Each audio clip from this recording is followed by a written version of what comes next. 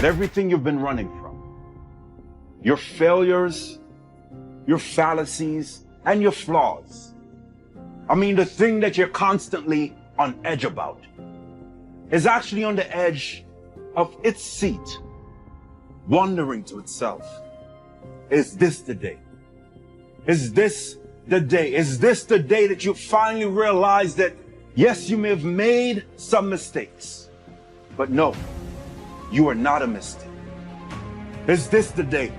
The day that you embrace this reality that, yes, you may have failed at a few things, but you are not a failure?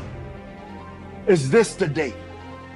The day that you decipher the difference, that yes, you may have disappointed others, but your life is not a disappointment? Is this the day? The day that you embrace this truth that people have no right to judge you, because we're all broken. And so we see others through the broken lens of our own pain, our own past, our own experiences.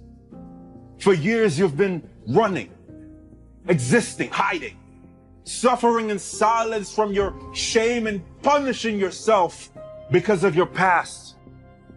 Being in their presence, but never fully present, because you're always haunted by the, what if they know?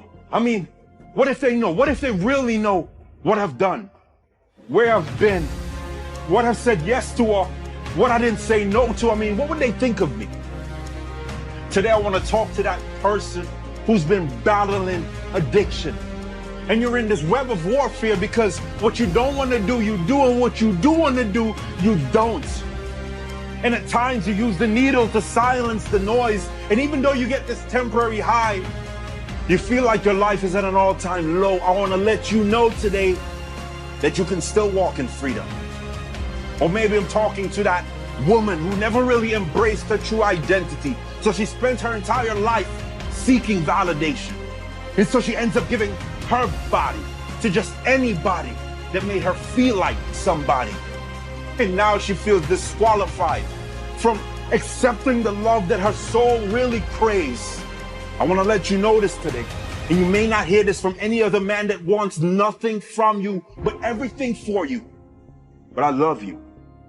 Or maybe I'm talking to that grown man who's really just a little boy in a grown man's body, who walked away and stayed away from his child for so long that he's allowed the torment of his absence to be more tolerable than the pain, humility, and reconciliation of his presence. Not realizing that if there's anything in this world worth fighting for, it's to make the rest of his child's life the best of his child's life.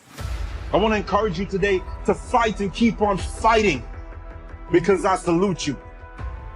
Or maybe you're listening to this and you're thinking to yourself, well, Javon, I don't have those failures, those fallacies, or those flaws.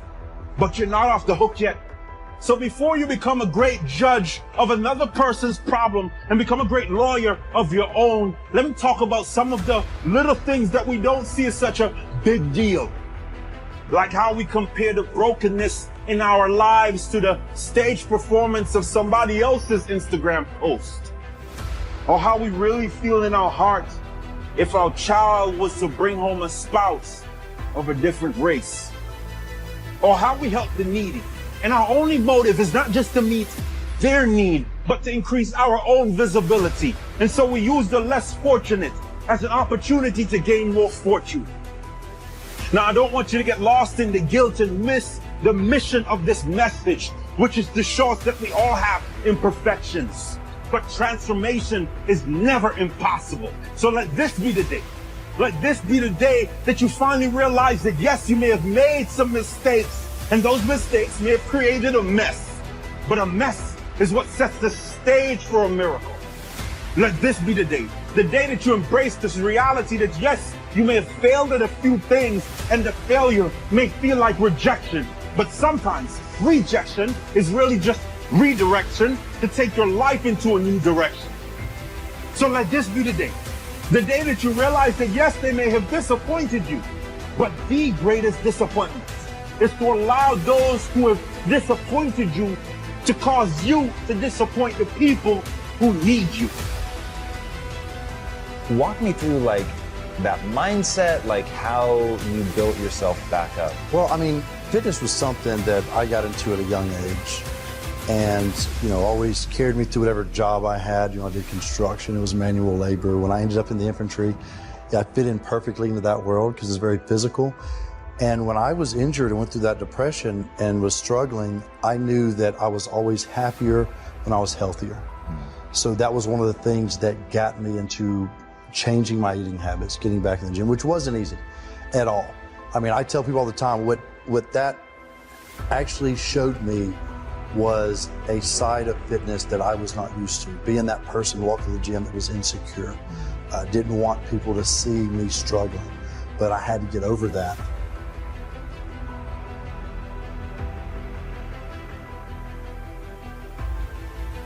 People all the time, we meet them all the time, people that want to get in shape, but they're worried about going to the gym, what they're going to do.